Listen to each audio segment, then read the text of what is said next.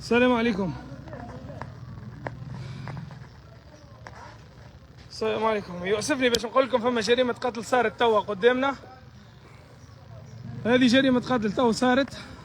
ديز افريكان توا قتلوا ضربوا في حالة ما نصورش حالة عادية، حالة مخطرة برشا.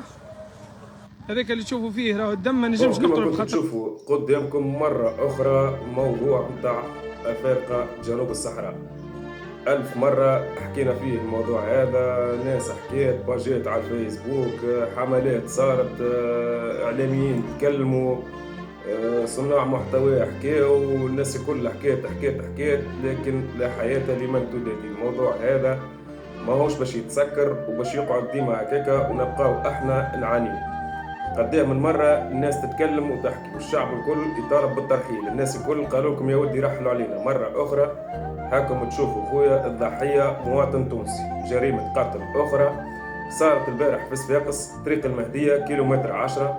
جماعة أفارقة ضربوا مواطن تونسي، الله أعلم دغروه بسكينة ولا الله أعلم، ما زلت ما عنديش المعلومات الكاملة.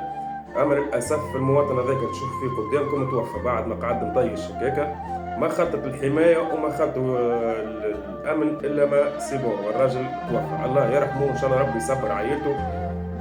باش نقعدوا نكرر ونعاودوا كما نقولوا بالتونسي ونحكيوا على حكاية الأفارقة هذه زي حكاية فارغة، مش باش يسمعك حتى واحد. معناتها الناس الكل تكلمت حكاية كما قلت، لكن لا حياة لمن تنادي. ما فما حتى مسؤول يتحمل المسؤولية معناتها خويا ويشوفوا لنا حل للموضوع هذا. احنا كشعب ماناش حاملين بعضنا، احنا كمواطنين وكشعب كل يوم نسمعوا بزوز ثلاثة جرائم، فما بالك يزيدوا ياخذوا علينا الاشخاص هذوما معناتها الافارقة.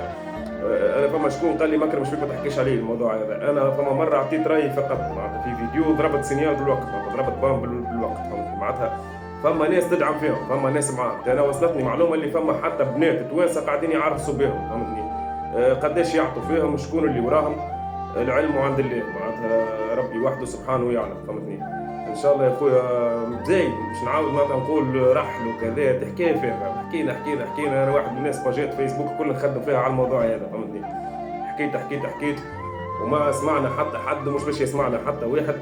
والله لا تربح اللي كان سبب في دخولهم لتونس معناتها وفي الشيء اللي قاعدين نشوفوا فيه ساير توا، فهمتني؟ وان شاء الله يا خويا هو صعيب برشا، اما ان شاء الله يا خويا يلقاو حل. يا انسان يقرا مرحبا به، يخدم اموره مريقله مرحبا به، بخلاف هذا يا خويا رحل عليه.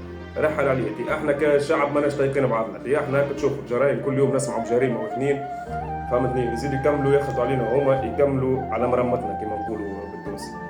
ربي يهدي وكهو ان شاء الله، ربي يرحم المواطن اللي توفى البارح وربي يصبر عائلته.